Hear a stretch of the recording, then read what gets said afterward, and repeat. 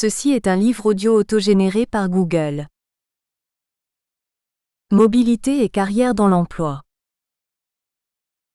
Génération 1946 versus Génération 1962, vers des carrières salariales plus discontinues. Fabienne Berton-Lise, CNRS et CNAM. Jean-Pierre Huiban, CE accent aigu SAER, INRA et ENSAD, et érudite, Paris-Est. Frédéric Nortier, Agir Carco. Résumé. L'exploitation d'une base de données administrative originale permet d'analyser les carrières salariales françaises du secteur privé sur une longue période.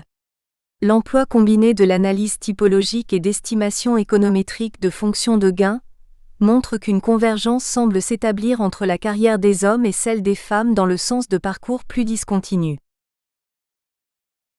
1. Introduction. En 30 ans, les carrières professionnelles se sont profondément transformées. L'apparition du chômage de masse et des situations de précarité, l'instabilité du contexte conjoncturel ont conduit à une remise en cause du modèle canonique de la carrière des salariés. Celui-ci concernait essentiellement les hommes ayant connu une carrière sans interruption significative des débuts dans la vie active au départ en retraite.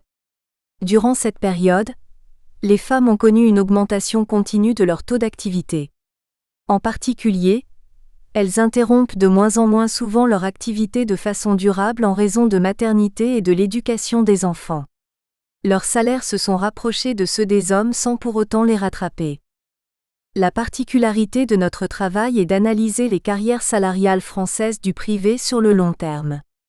Les données exploitées concernent les générations nées en 1946 et en 1962, voire annexes. Plusieurs types de carrières peuvent se côtoyer, des carrières complètes, des carrières entières mais incomplètes, ou encore des carrières en début de constitution. L'événement premier qui motive la constitution du fichier que nous exploitons, EIC 2003, Collin, El Mekaoui de Freitas et Michaudon, 2004, est la cotisation à un régime obligatoire de retraite. Depuis 2 décennies, sous la pression du vieillissement de la population, les régimes de retraite ont adopté des réformes et des changements réglementaires qui ont conduit à renforcer leur caractère contributif. Ces réformes ont pour but essentiel de préserver la viabilité financière du système par répartition. Leur impact sur les équilibres à long terme des régimes fait l'objet de chiffrages globaux en fonction d'hypothèses normatives et raisonnées sur les évolutions macroéconomiques futures. Leur impact sur le montant des retraites individuelles est beaucoup plus difficile à évaluer. En effet, comment caractériser une retraite individuelle qui dépend d'un parcours propre à chacun? Et comment prendre en compte dans ces parcours individuels les évolutions socio-économiques de ces dernières décennies? Notre papier s'articule en 3 parties. La première présente une rapide revue de la littérature empirique sur le thème des carrières salariales.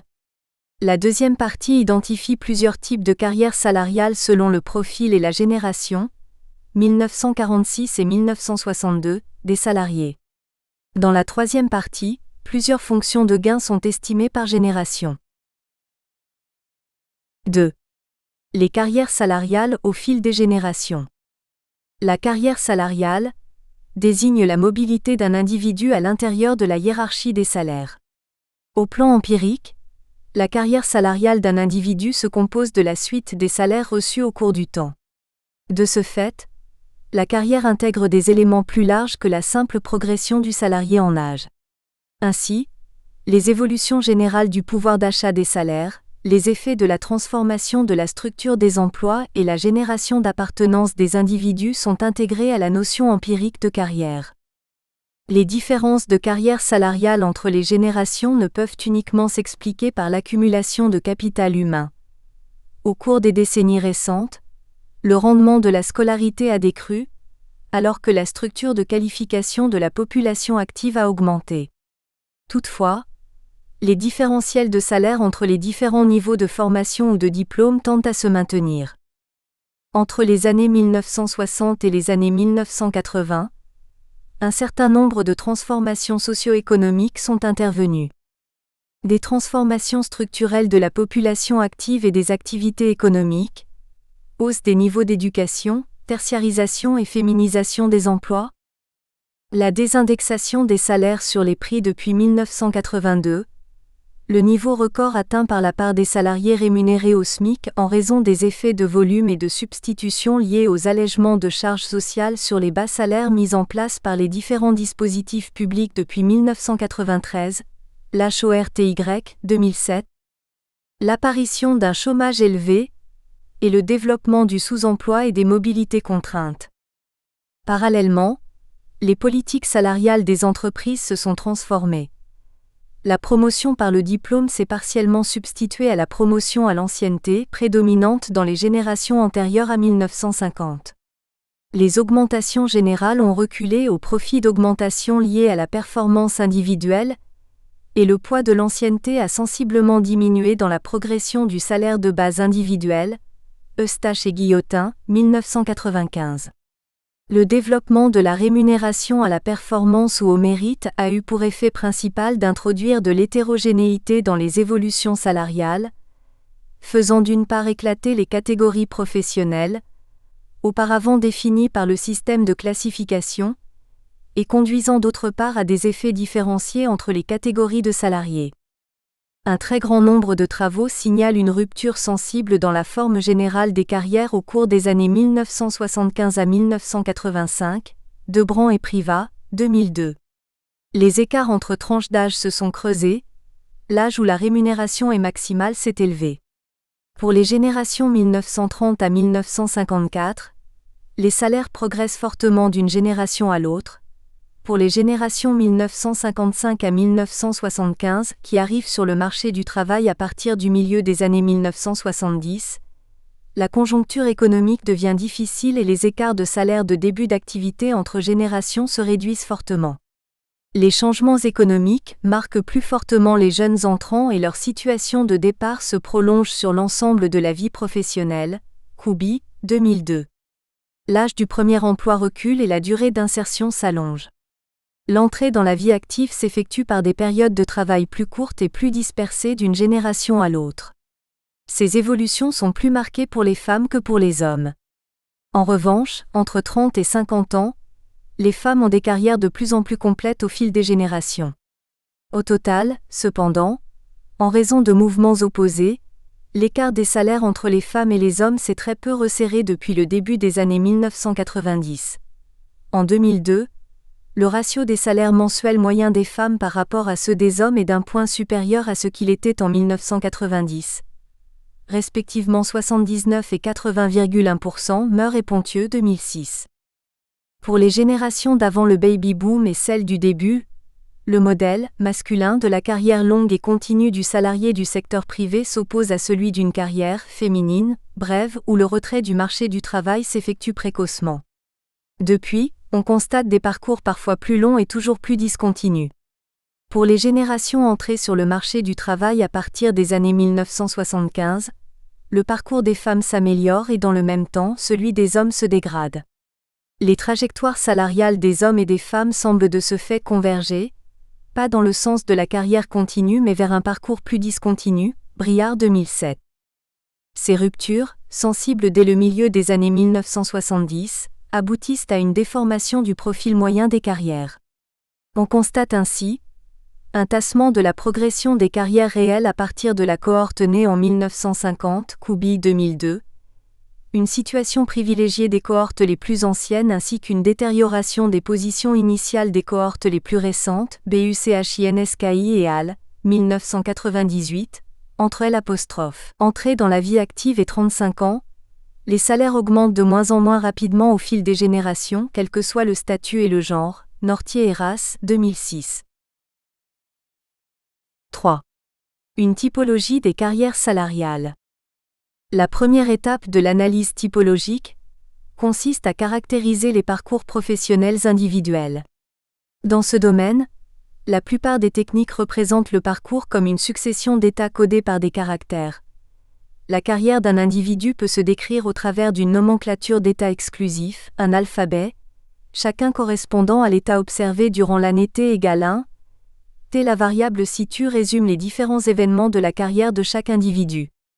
Cet état, codé par âge pour chaque individu, peut être soit L'absence d'activité professionnelle, maladie, chômage, inactivité. L'emploi en dehors du secteur privé, fonctionnaire indépendant. L'emploi dans le secteur privé. Deux situations sont distinguées. D'abord, l'activité salariée continue dans l'année. Le salaire est alors restitué annuellement, en fonction de sa place dans la distribution des salaires annuels de la génération étudiée. La seconde situation correspond à de l'activité salariée partielle, avec ou sans autre état repéré. Au final, une nomenclature en 11 états annuels exclusifs les uns des autres est adoptée. Tableau 1. Tableau 1. Codification des états annuels par âge. La variable situe. Une fois mise en place cette caractérisation des parcours, l'approche de classification retenue ici, largement utilisée en France, consiste à analyser les parcours en classant les états successifs selon la méthode des calendriers développée pour les enquêtes de génération d'insertion dans la vie active du CEREC, Grelet, 2002. Cette classification est effectuée successivement pour les générations 1946 et 1962, pour analyser ensuite dans quelle mesure les classifications générationnelles se ressemblent ou non. Tableau 2, caractérisation des 10 classes retenues. Source, DRE accent aigu E accent aigu S, E accent aigu IC 2003 et calcul des auteurs. Une analyse des correspondances multiples, ACM, est d'abord effectuée sur les situations aux différents âges. Une classification est ensuite opérée sur les 150 premiers facteurs représentant plus de 80% de l'inertie totale du nuage. La méthode de classification retenue est celle recommandée pour de gros échantillons, Nakache et Confet, 2005, et consiste à enchaîner deux méthodes distinctes. Deux classifications non hiérarchiques à l'aide des centres mobiles, partitions, croisées afin d'obtenir des formes fortes, 350 classes sont ainsi obtenues. Une classification hiérarchique ascendante, CAH, est ensuite effectuée sur ces formes fortes, le critère de classement retenu étant le critère de Ward qui maximise l'inertie interclasse et minimise la variance intraclasse. Une typologie en 10 classes pour chacune des générations est choisie. Les mêmes caractéristiques de classe sont observées entre les deux générations. Les 6 premières classes correspondent à des carrières continues dans le secteur privé. Elles représentent 61% de la génération née en 1946. Cette part augmente à 69% pour la génération 1962. Elles se différencient les unes des autres par les niveaux de salaire et pour la dernière, par un nombre d'interruptions très élevé. Les 4 dernières classes sont des carrières courtes dans le secteur privé avec des sorties rapides de l'emploi. Une fonction de salaire est estimée pour chaque classe de la génération née en 1946. Cette fonction revêt la forme traditionnelle suivante, Mincé, 1958. La variable dépendante est le logarithme du salaire annuel, exprimé en euros de 2007. La variable explicative est égale à la différence entre la date considérée et celle de l'entrée dans la vie active. Elle représente le nombre total d'années d'expérience, qui inclut aussi bien des périodes d'activité que de non-activité. 5 classes 1, 2, 5, 6 et 9 sont présentées ci-dessous selon un double critère de sélection, leur poids dans leur génération respective et la part des femmes dans chacune d'elles. Ces classes illustrent le résultat essentiel de cette étude, à savoir une convergence dans la forme des carrières des hommes et des femmes. La classe 1, figure 1, se caractérise par des niveaux de salaire très faibles, inférieurs aux 20 premiers centiles ou ne permettant pas de valider 4 trimestres par an tout au long de la carrière. Elle regroupe principalement des femmes, entrées jeunes sur le marché du travail, 18 ans pour la génération 1946 et 20 ans pour celle de 1962. Une part importante des femmes nées en 1946 a totalement interrompu sa carrière à l'âge de 24 à 25 ans, âge moyen de la maternité de cette génération. En revanche, les femmes de la génération 1962 de cette classe n'ont plus cessé de travailler pour élever leurs enfants. L'équation de salaire de cette classe est inhabituelle. Le premier terme est négatif et le second positif.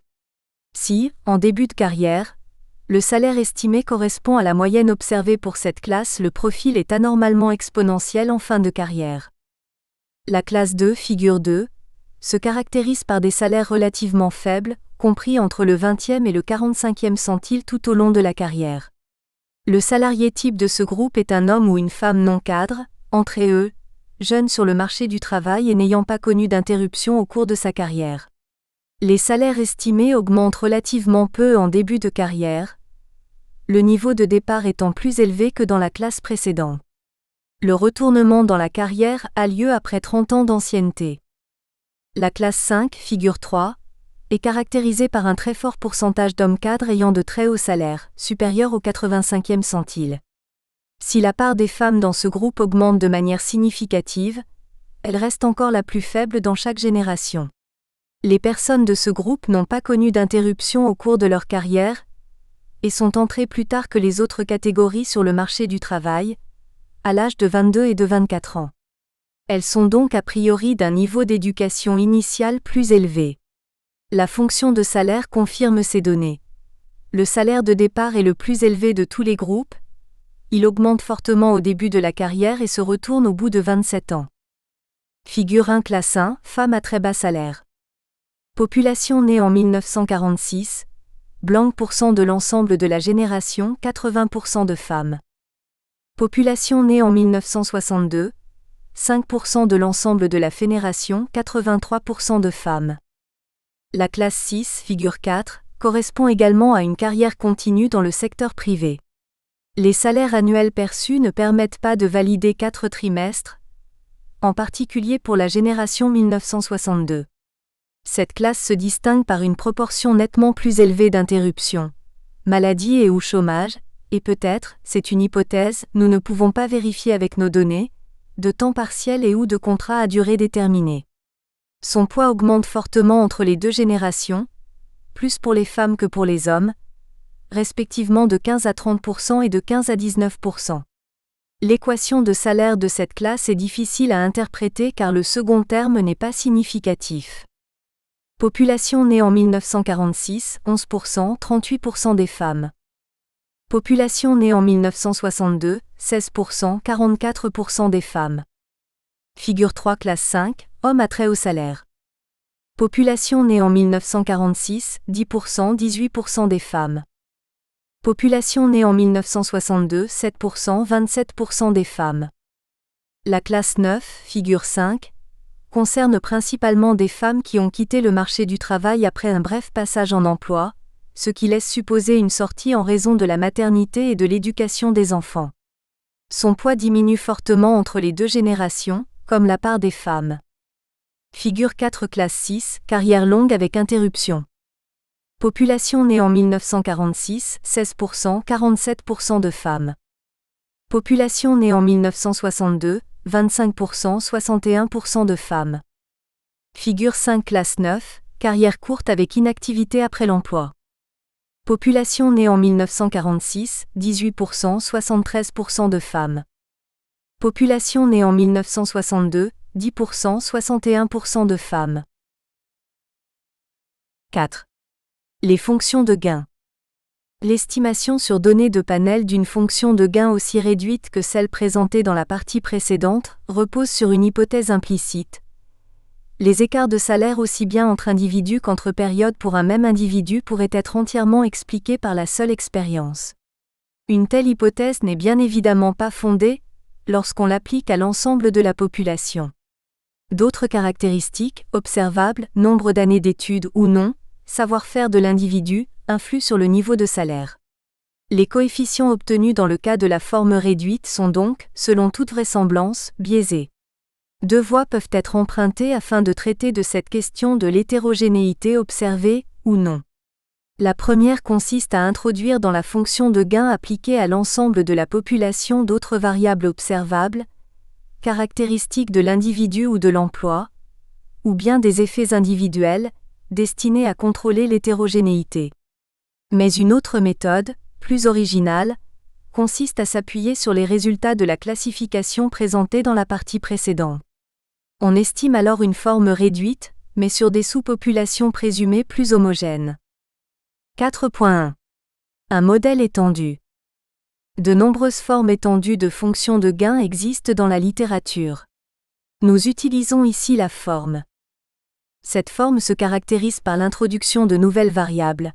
Le genre, variable indicatrice ou homme, le statut, variable indicatrice prof distinguant cadre et non-cadre, le nombre d'années d'études, NBYED, et la présence d'une interruption d'activité durant l'année observée, indicatrice INTYEAR, 2, ou à un moment quelconque de la carrière de l'individu, INTCARR. Du fait de la forme fonctionnelle choisie, l'effet des variables introduites peut simultanément s'exercer sur la constante, soit le salaire de départ de l'individu, la courbure de la fonction, et plus précisément le nombre d'années d'expérience nécessaires pour atteindre un éventuel retournement de la courbe. Les résultats de l'estimation de ce modèle pour les générations 1946 et 1962 sont présentés dans le tableau 3, à côté de ceux de la forme réduite.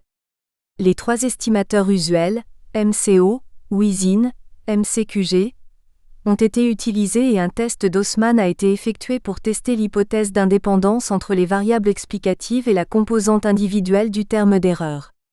Cette hypothèse d'indépendance est rejetée et les estimations en MCQG et MCO sont biaisées. L'utilisation de variables instrumentales, Cornwell et Rupert, 1988, est ici rendue délicate par le nombre réduit de régresseurs, l'estimation en Wheesin reste donc la seule non biaisée. Dans le cas de la génération 1946, les résultats sont classiques. La catégorie de référence est celle des hommes, non cadres, n'ayant jamais connu d'interruption de carrière. Les femmes sont moins payées et leur profil de carrière est plus plat, avec un retournement survenant plus tôt. Les cadres reçoivent un salaire plus élevé en début de carrière et leur courbe de salaire présente un potentiel de progression plus important. Le salaire de début de carrière est positivement lié au nombre d'années d'études. Enfin, les interruptions de carrière exercent un effet significativement négatif sur le salaire, et ce, même lorsqu'elles surviennent à une autre période de la carrière. Tableau 3 Variables expliquées, log du salaire, individu I, période T. Source, DRE accent aigu E accent aigu S, E accent aigu IC 2003 et calcul des auteurs. Par ailleurs, entre la forme réduite et la forme étendue, les coefficients au premier et second ordre de l'expérience ont significativement varié.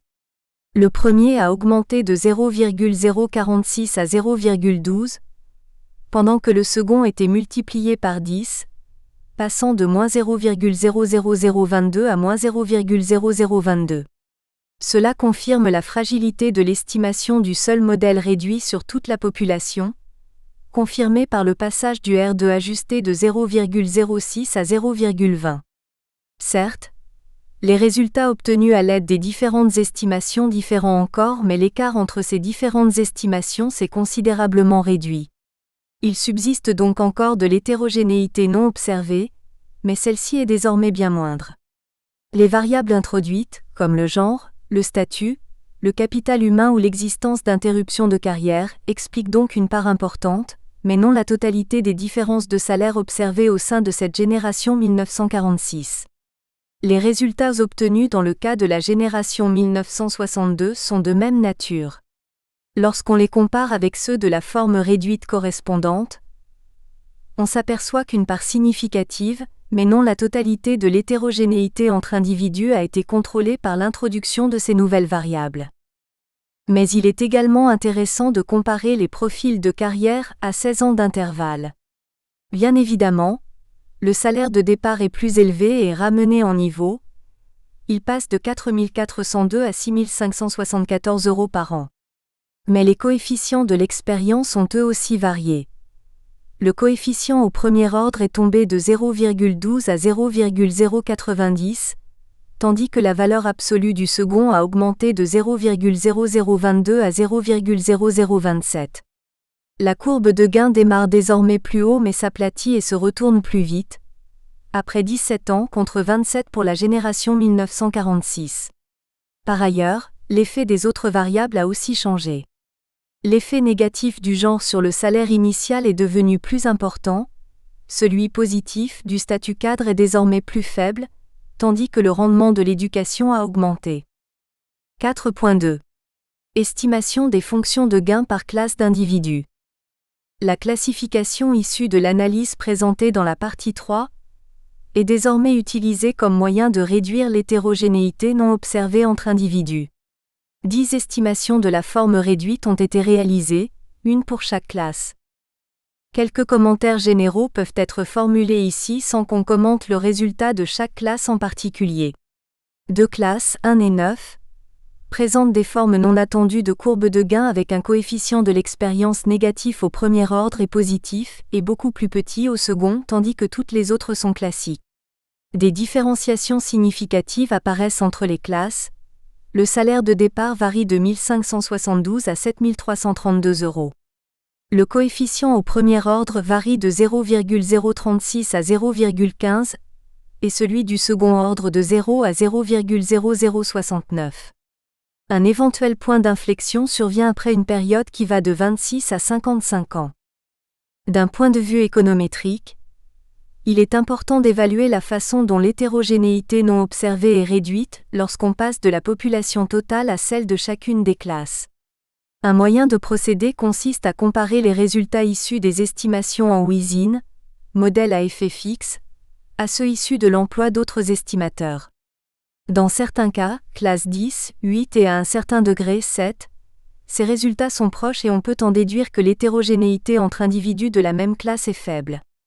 Dans d'autres cas 3, 4 et 5, elle demeure élevée.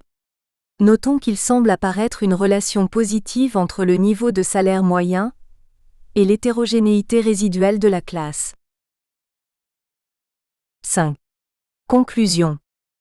Notre typologie des carrières salariales en 10 classes pour les générations 1946 et 1962 confirme les résultats des travaux empiriques sur les carrières salariales. Une convergence des carrières salariales entre hommes et femmes est constatée. Pour la génération du début du baby boom, le modèle masculin de la carrière longue et continue du salarié du secteur privé s'oppose à celui d'une carrière féminine brève où le retrait du marché du travail s'effectue précocement. En revanche, pour la génération 1962, entrée sur le marché du travail à partir de 1980, les femmes sont de moins en moins souvent inactives, comme l'atteste la baisse de la part des classes 9 et 10, et leurs carrières sont de plus en plus continues. Les trajectoires salariales des hommes et des femmes semblent converger dans le sens d'un parcours plus discontinu, comme le montre le poids croissant de la classe 6, 25% de la génération 1962, où les carrières longues dans le secteur privé sont entrecoupées de nombreuses interruptions au fil des années. Dans le même temps, les inégalités entre hommes et femmes persistent, voire se renforcent. Dans le cas des carrières continues dans le secteur privé, le lien à l'emploi des femmes se distend plus que celui des hommes. La part des femmes dans la classe 1, où les salaires sont les plus faibles, progresse légèrement et atteint plus de 80%. L'utilisation des équations de salaire renforce ces constatations. On peut observer que le niveau estimé du premier salaire présente une discrimination entre genres plus élevée pour la génération 1962. Les autres résultats montrent que si le premier salaire est plus élevé pour les salariés nés en 1962 que pour ceux nés en 1946, les courbes sont maintenant plus plates et le point de retournement arrive plus tôt. Enfin, l'analyse typologique est utilisée comme moyen complémentaire pour réduire l'hétérogénéité inobservée entre les individus. 10 estimations de la forme réduite de la fonction de gain sont réalisées, une pour chaque sous-population. Les résultats diffèrent selon le groupe. Dans certains cas, l'hétérogénéité au sein de la classe est considérablement réduite, en particulier pour les carrières les plus courtes dans le secteur privé. Dans d'autres cas, la population de la classe reste largement hétérogène. L'échantillon interrégime de retraités.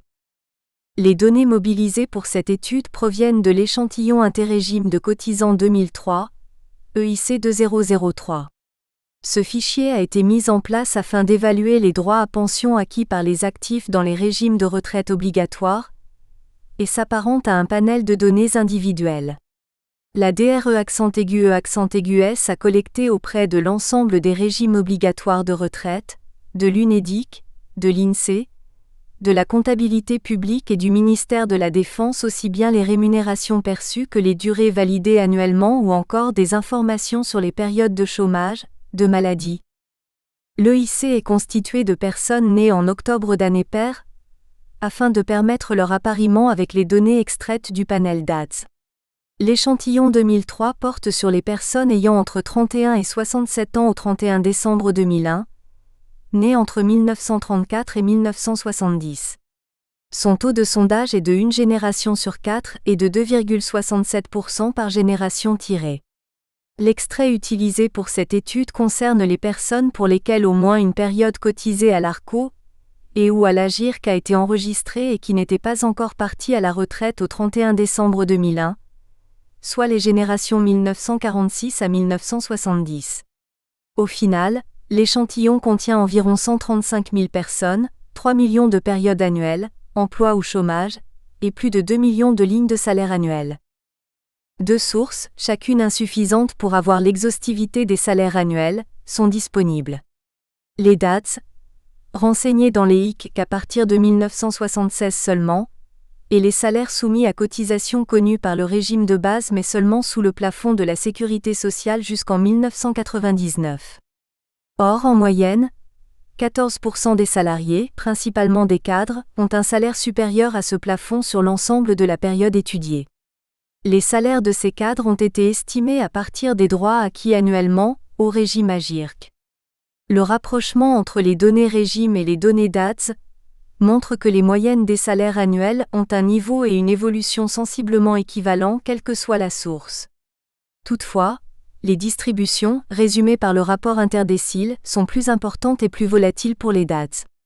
L'écart provient essentiellement du bas de la distribution. Au final, ce sont les salaires estimés à partir des données régimes qui ont été conservés pour cette étude. Dans la mesure où l'EIC est constitué à partir des déclarations administratives des régimes, il ne contient pas de renseignements sur les diplômes et les niveaux de qualification. L'âge réel d'entrée dans la vie active a été reconstitué en considérant qu'il correspondait à la première année, avec 4 trimestres validés. L'âge moyen de début de carrière ainsi calculé passe de 18 ans et demi pour la génération 1946 à pratiquement 22 ans pour la génération 1970, reflétant l'allongement à la fois des études et de l'insertion professionnelle. Gestion du personnel enseignant-chercheur de l'université, une lecture par la théorie d'agence. Chokri Abdenn Adher, LIRHE, CNRS et Toulouse I et Univ, de Sfax. Jean-Michel Plassard, LIRHE, CNRS et Toulouse I. Résumé. Dans une perspective générale de nouvelles formes d'intervention et de gestion de l'État, l'article se concentre sur le débat concernant la gestion des enseignants-chercheurs. Eu égard à l'ampleur des travaux sur le sujet, et à la complexité d'une question qui fait encore largement débat, l'analyse s'en tiendra à titre principal à la thématique de la rémunération en mobilisant la théorie de l'agence. 1.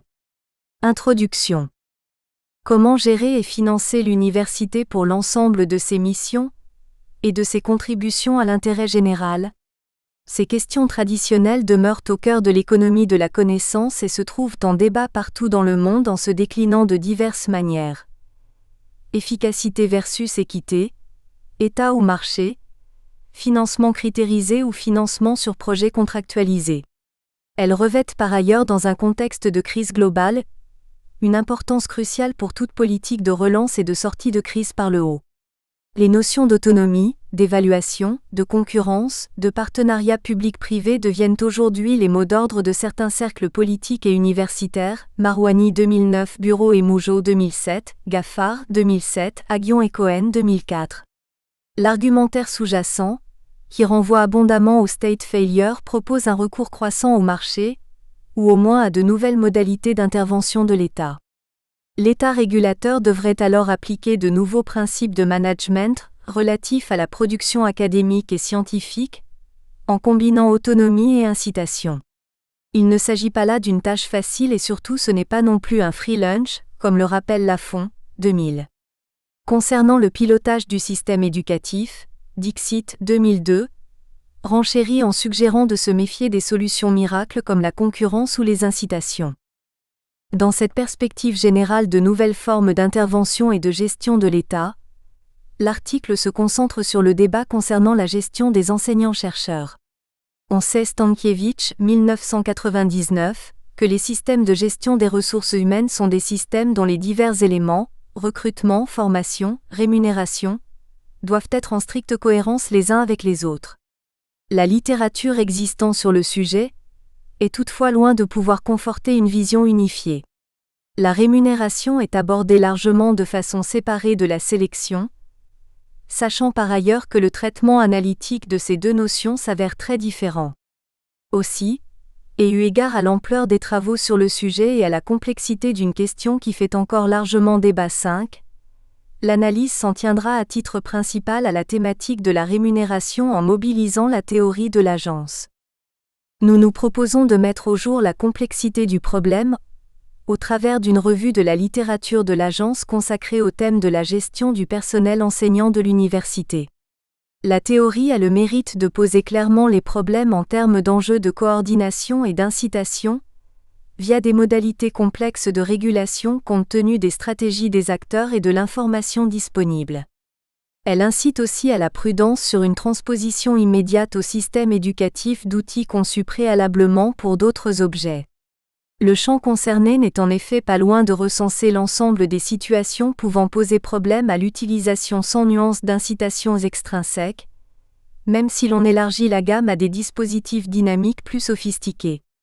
Cette prudence à l'encontre de tels dispositifs se voit aussi renforcée par l'élargissement récent de la théorie des incitations, ELLINGSEN et JOHANNESSON, 2008, BENABOU et Tirol, 2006. En ce qui concerne le plan, l'article se décline en 3 parties. Une première partie est consacrée au questionnement des hypothèses sous-jacentes au modèle canonique. Une deuxième partie fait le point sur les caractéristiques de la profession qui viennent complexifier l'application du modèle statique à la rémunération. Une troisième partie montre les apports éventuels d'un élargissement dynamique du modèle. 2. Théorie de l'agence et rémunération à la performance. L'exercice de la théorie des incitations met en lumière les contraintes que font peser les asymétries d'information entre le principal 6 et l'agent, en l'occurrence l'enseignant, sur l'organisation de leurs relations.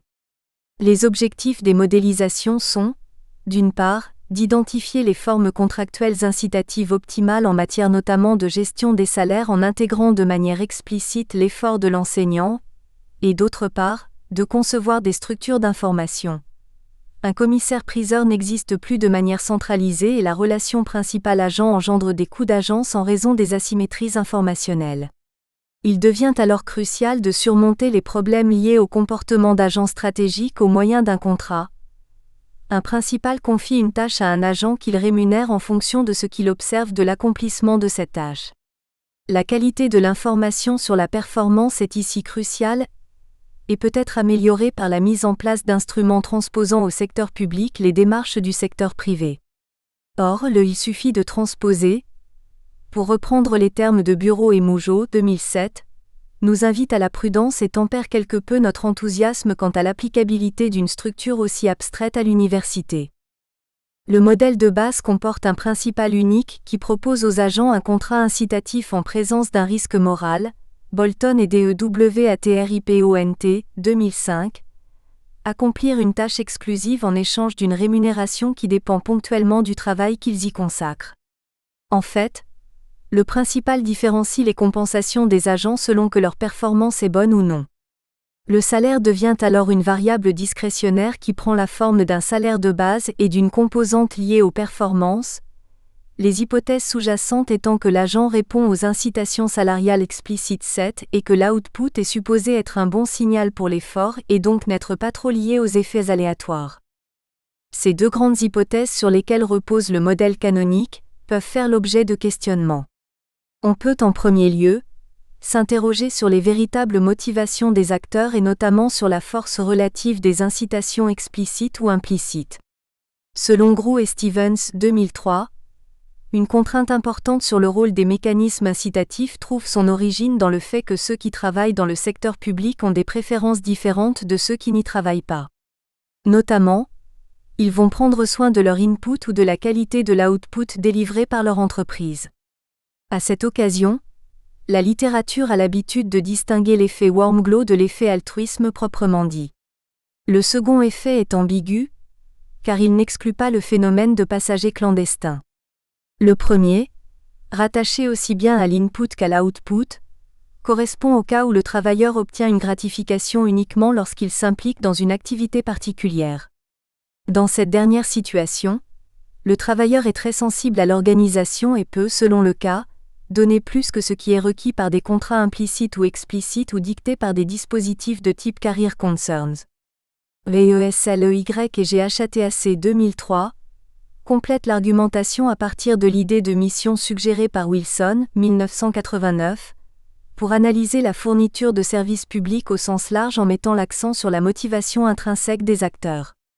Une fourniture efficace requiert que les buts des agents soient alignés sur la mission du principal, les incitations ne retrouvant un intérêt que dans le cas de non-appariement.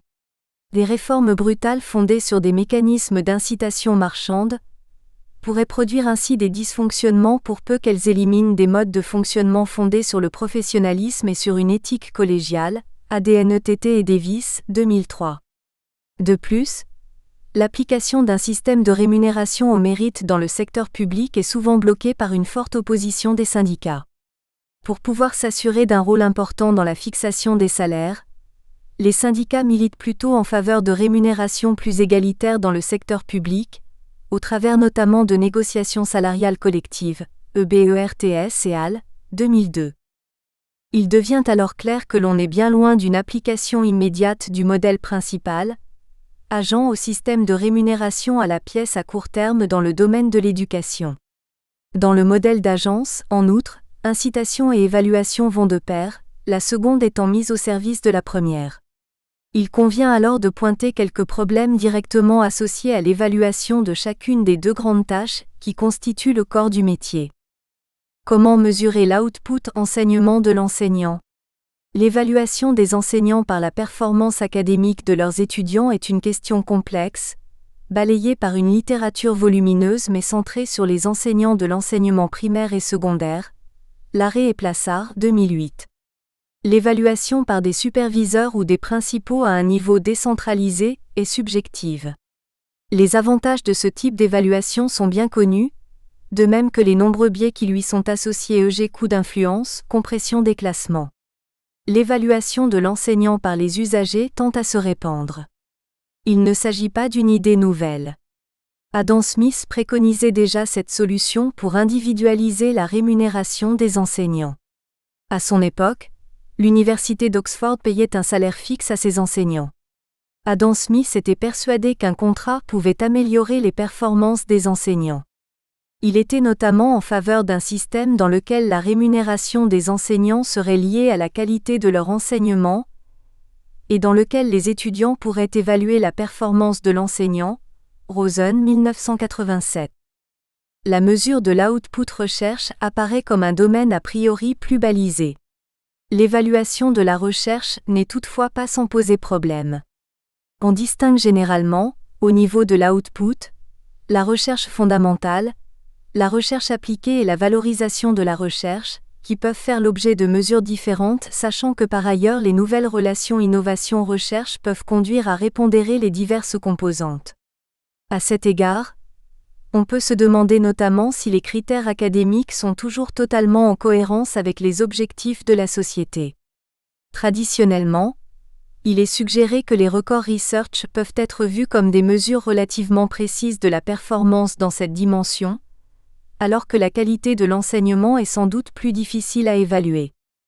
En tout état de cause, l'évaluation de l'enseignement supérieur et de la recherche demeure un cas d'école des effets pervers associés aux asymétries informationnelles et aux phénomènes de capture. À cet égard, Gaffard 2007 suggère que le pivot de la réforme nécessaire serait sans aucun doute le mode de gouvernance des universités. Mais Belloc 2005 nous avertit en estimant que trop d'évaluation tue l'évaluation, surtout lorsqu'elle n'a pas de conséquences. De plus, les interactions entre les tâches, enseignement, recherche, administration, consulting, etc., viennent souvent compliquer un processus dont l'efficacité dépend en amont de la compétence des évaluateurs et exige l'absence de conflit d'intérêts. D'autres problèmes s'invitent alors au débat. 3.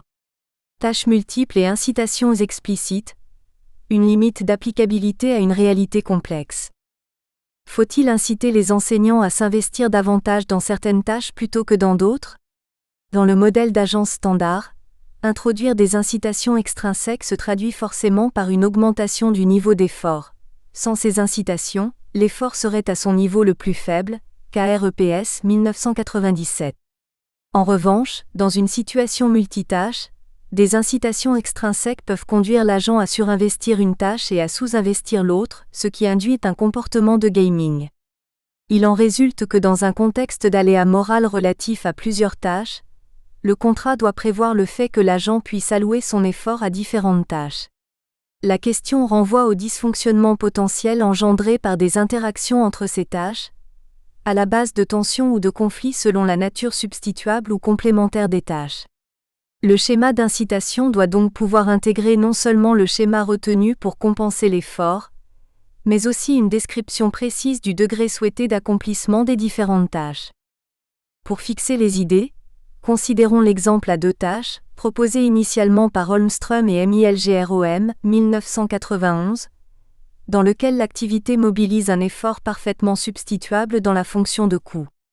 Désormais, l'agent a deux tâches à accomplir, recherche et enseignement, mais il existe une externalité négative entre elles 10.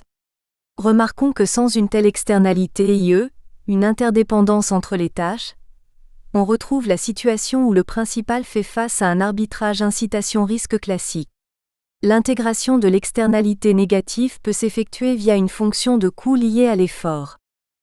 Formellement, le problème de substitution de l'effort revient à considérer une fonction de désutilité de l'effort convexe avec externalité négative. CA1A2 égale A12 plus A22 plus oméga A1A2 avec oméga plus grand que 0. Dans cette spécification, le coût marginal, strictement croissant, augmente avec le niveau d'effort fourni par l'agent.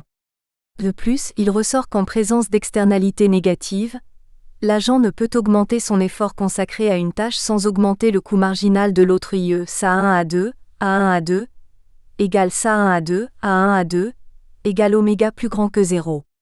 Fournir des incitations explicites pour induire un effort sur une tâche, EG la recherche, conduit l'agent à mobiliser moins d'efforts sur l'autre, EG l'enseignement 12. Cette rivalité entre les deux tâches est ainsi mise en avant au travers des coûts de l'effort. Un contrat de rémunération incitative d'un enseignant-chercheur doit en effet varier en fonction de l'allure de la fonction de coût de l'effort car le choix de l'effort porté à la recherche affecte le coût marginal de l'effort lié à l'enseignement. On en déduit facilement que plus les tâches sont substituables, plus il faut réduire le lien entre performance sur une tâche et récompense monétaire. Qu'en est-il alors lorsque le résultat d'une tâche est très faiblement observable? Là encore, un contrat de rémunération incitatif, W égale S plus B1 Q1 plus B2 Q2, ou qui égale E plus epsilon I égale 1,2, doit varier en fonction de l'observabilité des tâches.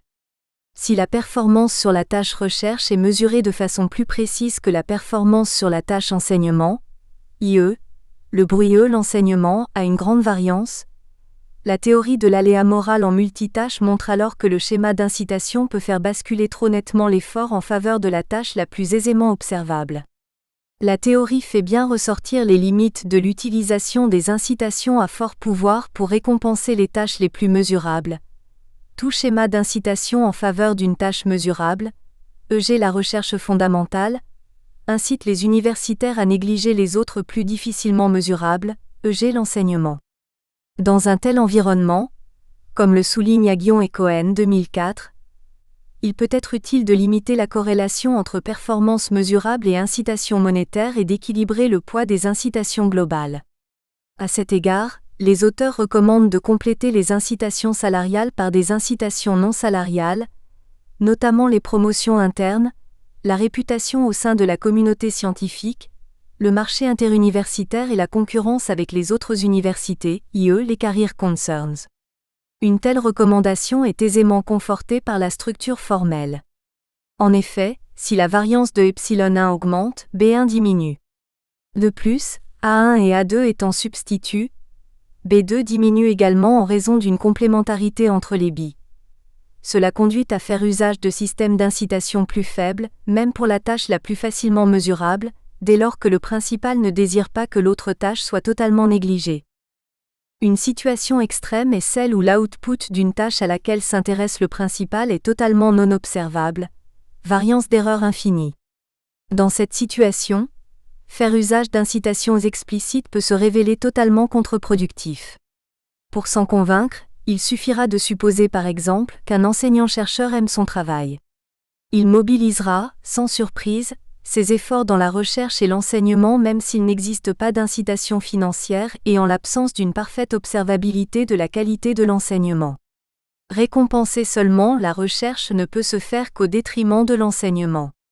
Il en résulte qu'un contrat prévoyant une rémunération fixe indépendante de la performance peut se révéler être un contrat incitatif optimal pour une activité, regroupant plusieurs tâches. Ainsi, face aux difficultés d'incitation dans une situation multitâche, une rémunération de tous les efforts sur une base égalitaire pourrait constituer une solution optimale. D'autres solutions ont été recherchées dans le job design, solution consistant à accroître le degré de spécialisation des individus dans le cas d'activités substituables. Une spécialisation des tâches apparaît alors comme une solution cohérente et conforme au principe de détermination simultanée du poste de travail et du mode de rémunération. En revanche, les activités complémentaires doivent être regroupées. Dans cette perspective, Sinclair-Desgagnés, 1999, considère un autre mécanisme incitatif mettant en jeu la complémentarité stratégique des deux tâches. Ce mécanisme, dans ses grandes lignes, revient à soumettre une tâche, l'enseignement, à une supervision et l'autre, la recherche, à un audit. Mais le principal n'a recours à l'audit que si l'agent donne satisfaction dans la tâche soumise à une supervision. Si l'audit, la performance sur la tâche recherche, donne lieu à un bonus, on comprend aisément que l'agent a intérêt à augmenter son effort alloué à l'enseignement étant donné la probabilité d'être soumis à un audit.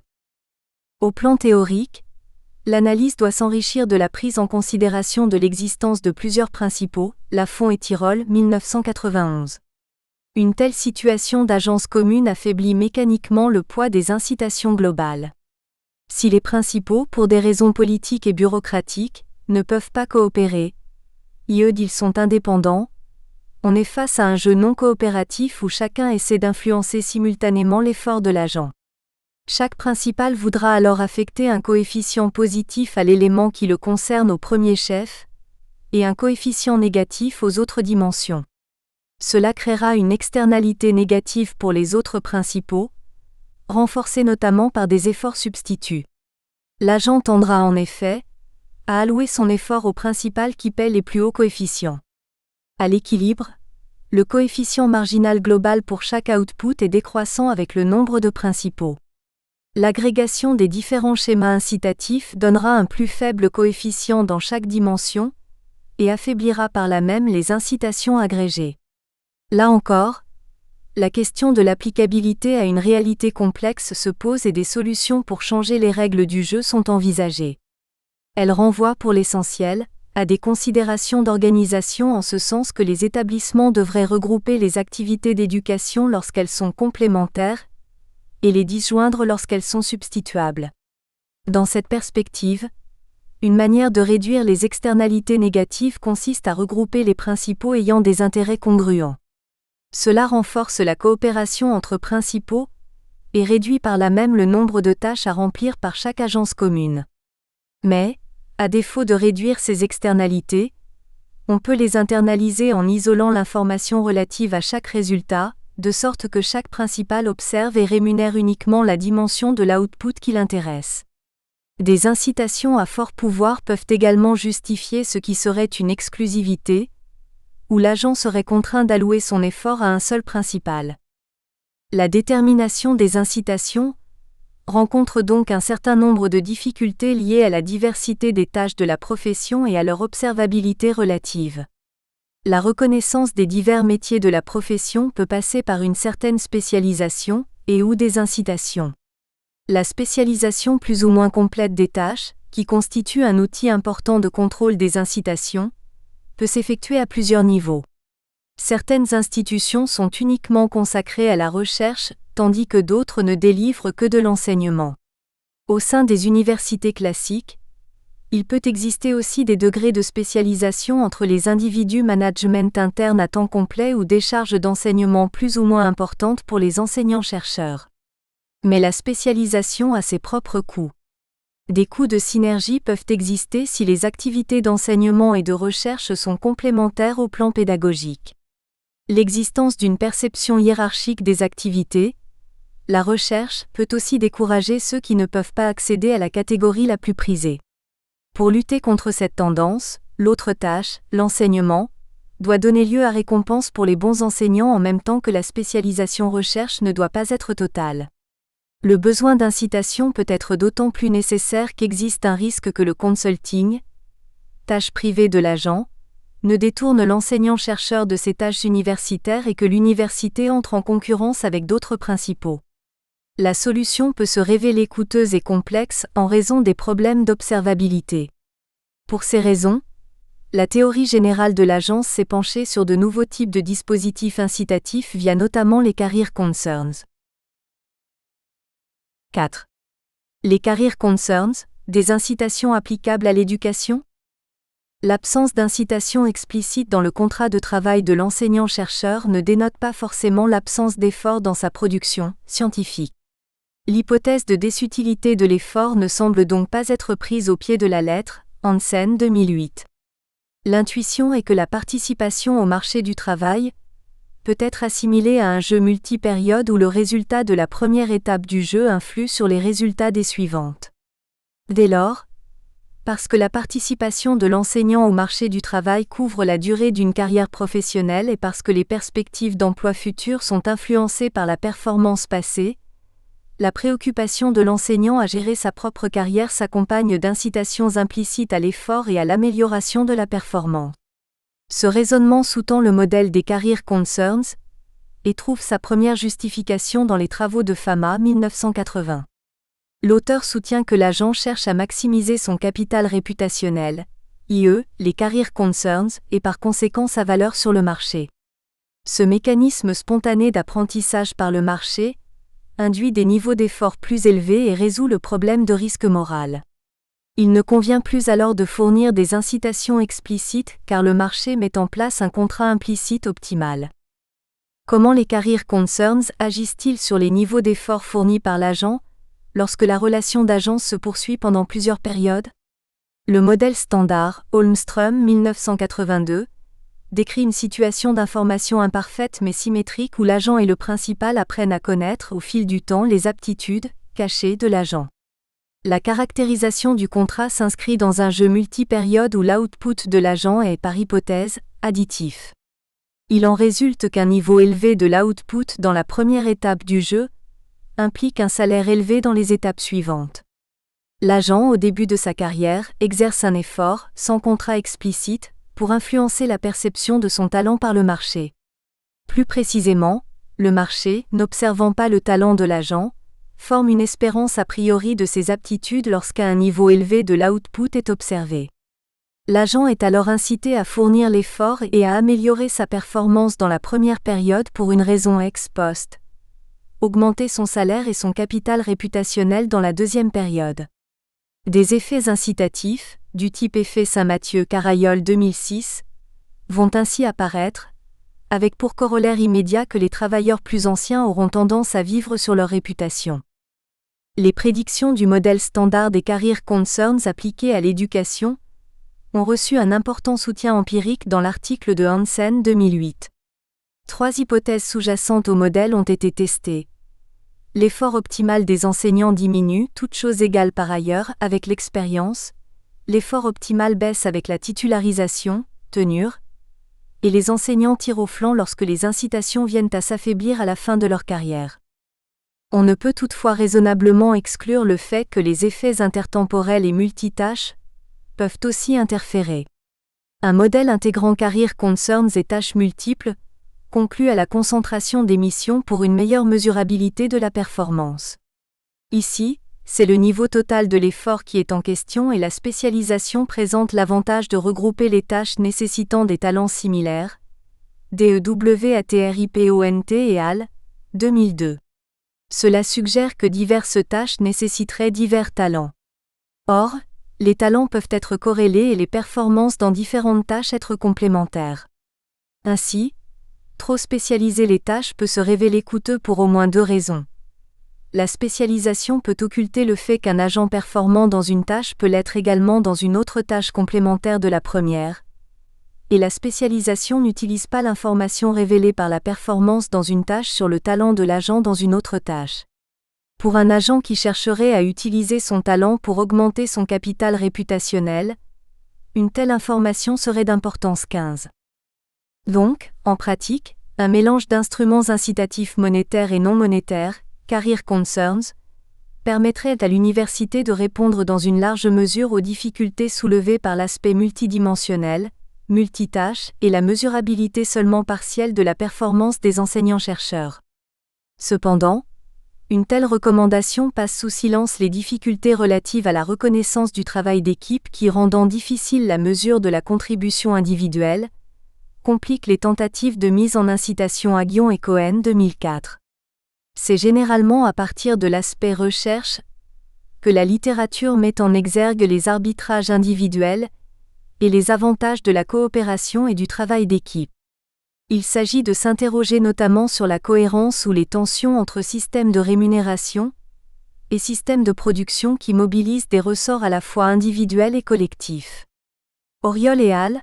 2002 ont tenté d'apporter des réponses à ces interrogations dans un modèle intégrant les career concerns dans le travail en équipe. Il en ressort que la coopération est efficace, mais qu'elle se heurte aux incitations individuelles, free riding. Cette tension entre coopération et incitations individuelles est renforcée lorsque l'engagement du principal pour les contrats devient faible. Dans ce cas, une incitation implicite de sabotage apparaît en ce sens que les agents cherchent à influencer les anticipations du marché académique au regard de leurs compétences innées privées. Au souci standard de carrière vient se greffer l'effet du signal, paraître le meilleur de l'équipe. Une solution à ce problème consisterait à réduire les incitations individuelles explicites et à augmenter les incitations collectives explicites. En somme, le principal devrait accentuer l'orientation collective du schéma incitatif. 5. Conclusion. Le débat sur une rémunération des enseignants établie en fonction de jugements sur leur performance apparaît particulièrement nourri. Si la théorie de l'agence fournit clairement les fondements d'une rémunération à la performance, on est loin d'un argumentaire favorable à ce type de dispositif basé sur une conviction naïve qu'il s'agirait simplement d'imiter les politiques en vigueur dans d'autres secteurs industriels. Certains considèrent les contrats incitatifs, notamment lorsque la performance est mesurable, comme une composante importante de la gestion des ressources humaines, SLIWSKA 2007. L'analyse empirique et l'argumentation théorique suggèrent toutefois que la question se révèle beaucoup plus complexe. Aux difficultés d'évaluation des performances dans un contexte multitâches multiprincipaux, viennent se greffer les problèmes d'observabilité et de mesurabilité. La théorie principale agent insiste sur le fait que la performance est avant tout affaire de structure d'information. Or, la rémunération liée à la performance est aussi affaire de culture propre à chaque université et à chaque pays. Les règles incitatives de rémunération ou d'avancement ne suggèrent pas seulement de modifier les modes de fonctionnement des universités, mais aussi de faire évoluer la manière dont la profession universitaire a été définie et construite. Dans tous les cas, de tels mécanismes de rémunération seraient in fine un exercice de compromis. Au plan théorique en effet, l'autocritique met en avant une tension entre des incitations extrinsèques et des incitations intrinsèques, non forcément additives, pouvant impliquer que les incitations et la motivation n'évoluent pas dans le même sens. Benabou et Tirole 2006 montrent ainsi que les incitations monétaires peuvent saper les incitations non monétaires, Esteem Incentives. Leur analyse s'appuie sur l'idée que les individus ont une information privée sur certaines caractéristiques individuelles, et que leur matérialisme et leur altruisme ne sont pas parfaitement corrélés. Selon ces hypothèses, les incitations matérielles peuvent réduire la motivation des individus altruistes. L'estime de soi est ici source de motivation, notamment lorsque l'agent croit en ses capacités. De ce point de vue, le comportement de recherche de l'estime de soi par l'agent a des implications sur le choix des schémas d'incitation. Lorsque notamment le principal possède une information privée sur les aptitudes de l'agent, ce dernier déduit de l'offre qui lui est faite par le principal ce que ce dernier pense de lui.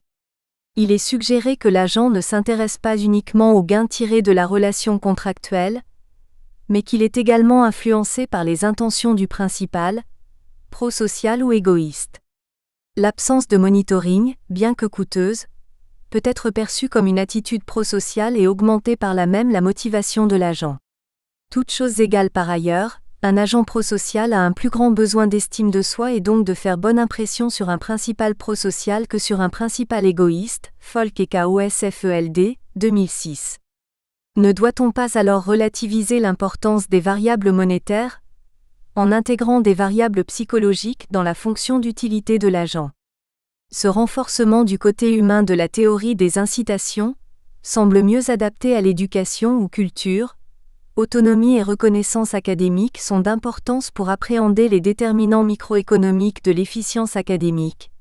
ELLINGSEN et JOHANNESSON, 2008. Effets contextuels et effets de pair. Quelles conséquences sur la réussite scolaire? Sabina ISSEHNANE, CE accent aigu PN, CNRS et Paris 13, et CE accent aigu E. Florence Harry Paris Est, CE accent aigu E et TEPP. Résumé. L'objet de ce travail est d'étudier l'impact du lieu de résidence sur la réussite scolaire. Pour cela, nous comparons les parcours de deux groupes d'adolescents, l'un vivant dans un voisinage où le niveau socioculturel mesuré est faible et l'autre où il est plus élevé. Nous montrons un impact important de ce dernier sur le devenir de ces adolescents. 1. Introduction. Les différences en termes de résultats scolaires sont souvent expliquées par le statut socio-économique de la famille, le sexe et les capacités intellectuelles de l'élève. Pourtant, les choix stratégiques résidentiels et le contexte local contribuent vraisemblablement à renforcer le rôle des antécédents socio-économiques dans la réussite des enfants. Dans un article de 1987, Wilson suggère un processus par lequel le statut socio-économique du quartier affecte fortement les aspirations, attitudes et motivations de ceux qui évoluent dans ce quartier et par conséquent, la réussite scolaire. En d'autres termes, tout se passe comme si les enfants étaient influencés par le comportement et le statut de ceux avec qui ils se socialisent ou de ceux qu'ils acceptent comme modèles. Bien que la question des effets de quartier ou de voisinage sur les comportements et les situations des jeunes ait fait l'objet de nombreuses études empiriques outre-Atlantique, voir notamment les revues de littérature de MARPSAT, 1999, Dietz, 2002, tel n'est pas le cas en France. En effet, encore peu de travaux sur données françaises cherchent à mettre en avant cet effet contextuel. L'une des rares études est celle de Gou et Morin, 2005, qui utilise judicieusement la structure aréolaire des échantillons de l'enquête emploi pour souligner l'existence d'un effet causal significatif du contexte social. Une partie non négligeable de l'échec scolaire semble ainsi s'expliquer par des effets de voisinage. Dans ce travail, nous mobilisons également la structure aréolaire de cette enquête afin d'estimer les effets causaux du quartier sur trois phénomènes distincts caractérisant la réussite scolaire. Avoir abandonné ses études, avoir obtenu un diplôme et être en retard scolaire. L'enquête emploi nous permet d'étudier les comportements d'adolescents âgés de 18 ans et ce, sur une période allant de 1990 à 2002.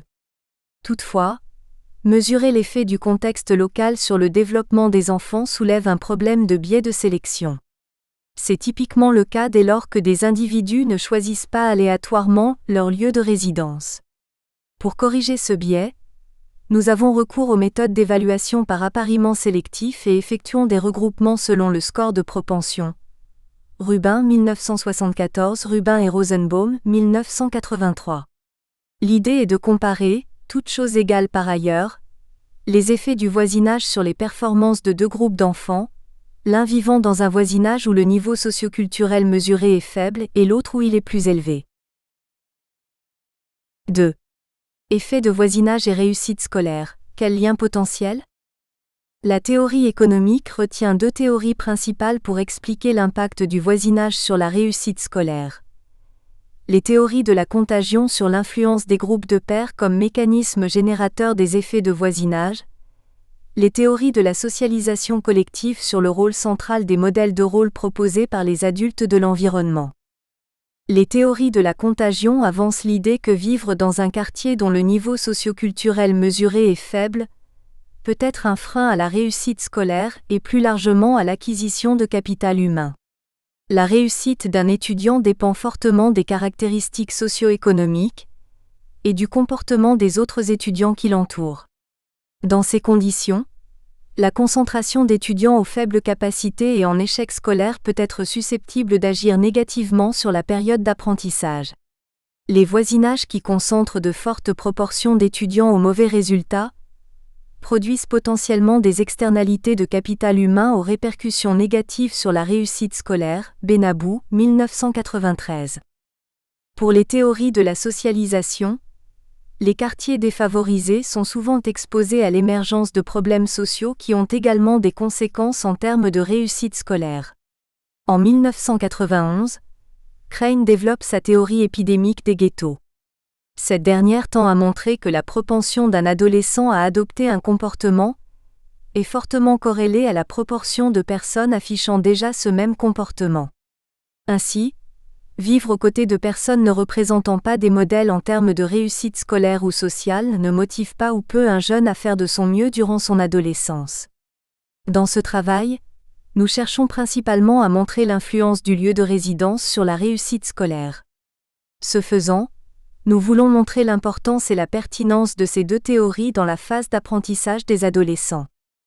Si les travaux américains sur ce sujet abondent, voir notamment les revues de littérature de Ginter et al., 2000, Sanson et al., 2002, Dietz, 2002, les travaux français sont encore rares. On peut néanmoins citer le travail de Gou et Morin, 2005. Ces derniers utilisent la structure aréolaire des échantillons des enquêtes emploi afin de définir de petits voisinages de quelques dizaines de logements. Ils utilisent deux expériences quasi naturelles en comparant le sous-échantillon des jeunes qui viennent d'arriver dans une aire au sous-échantillon des adolescents qui y résident déjà, et en comparant ceux habitant en HLM depuis peu et ceux qui y habitent depuis un moment. Ils montrent que les enfants, quel que soit le niveau socioculturel de leurs parents, sont davantage en retard à l'école lorsqu'ils habitent dans un voisinage où le taux de retard scolaire des autres enfants est élevé, ainsi que lorsque le niveau socioculturel des autres familles est faible. Dans un autre registre, Piketty, 2004, s'est intéressé à deux des outils de politique éducative les plus fréquemment évoqués pour réduire les inégalités scolaires: la taille des classes et la ségrégation scolaire. Il montre un impact négatif de la ségrégation scolaire, mais néanmoins plus faible que celui des tailles des classes. Notre travail a donc pour objectif de montrer l'importance de considérer la dimension locale en matière de réussite scolaire. Si les caractéristiques familiales gardent un rôle prépondérant, nous voulons néanmoins montrer qu'il serait erroné de ne pas tenir compte de ces effets contextuels. 3. La démarche empirique, données, variables et stratégies économétriques. Dans ce travail, nous cherchons à estimer les effets causaux du quartier sur trois phénomènes distincts caractérisant la réussite scolaire: avoir abandonné ses études, avoir obtenu un diplôme et être en retard scolaire. L'enquête emploi permet d'étudier les comportements d'adolescents âgés de 18 ans et ce, sur une période allant de 1990 à 2002. Nous avons recours aux méthodes d'évaluation par appariement sélectif et effectuons des regroupements selon le score de propension, afin de comparer toutes choses égales par ailleurs les effets de contexte sur les performances de deux groupes d'enfants, l'un vivant dans un voisinage où le niveau socioculturel mesuré est faible et l'autre il est plus élevé. 3.1. Les données et les principaux indicateurs. Afin de mesurer l'impact du voisinage sur la réussite scolaire, nous mobilisons donc les enquêtes emploi de l'INSEE pour l'ensemble de la période 1990 à 2002. Notre stratégie est proche de celle de Gou et Morin, 2005, puisque nous utilisons la structure aréolaire de cette enquête. Nous raisonnons effectivement au niveau des aires qui représentent des micro-quartiers, abritant de 20 à 40 logements. Dans ces aires, toutes les personnes de plus de 15 ans sont enquêtées, soit environ 40 à 60 personnes. L'échantillon de départ comporte plus de 13 000 aires différentes, interrogées 1, 2 ou 3 fois. Sur l'ensemble de ces aires, nous nous intéressons aux ménages qui hébergent au moins un individu âgé de 17 ans et qui sont observés 2 ans de suite. L'idée est d'étudier l'impact du lieu de résidence de jeunes de 17 ans sur leur réussite scolaire 1 an plus tard, soit à l'âge de 18 ans. Cette première contrainte réduit notre échantillon à près de 8000 R, pour un total de 17 203 ménages. Toutefois, les autres ménages du quartier sont conservés pour permettre la construction de nos indicateurs mesurant le niveau socioculturel du quartier. Pour mesurer la réussite scolaire des adolescents à l'âge de 18 ans, nous retenons 3 variables différentes. En premier lieu, nous regardons si l'individu a abandonné ou non ses études, c'est-à-dire si au moment de l'enquête, il est considéré comme étant en formation. Deuxièmement, nous regardons si l'individu a obtenu un diplôme. Plutôt que d'en retenir un en particulier, tel que le brevet d'études professionnelles BEP, le baccalauréat BAC, ou un diplôme équivalent à baccalauréat plus 2 ans dont la répartition en termes de réussite peut varier d'une génération à l'autre, nous retenons les 3.